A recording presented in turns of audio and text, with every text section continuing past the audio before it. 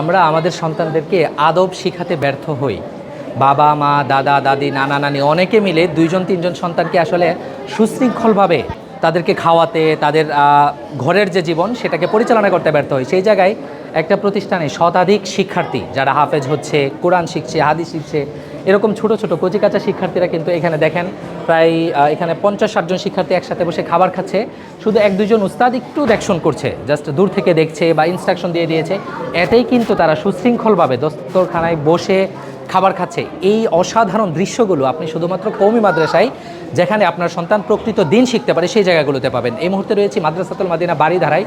এখানকার এই দৃশ্যগুলো একটু দেখায়, আমি একটু কাছ থেকে দেখাতে বলবো যে ওদের মধ্যে আসলে কেউ খাবার খেতে গিয়ে খুব একটা খাবার বাহিরে ফেলছে না, দস্তরখান বিছিয়েছে এবং প্রত্যেকেই সুন্নাহসম্মত উপায়ে আসলে খাবার গ্রহণ করছে।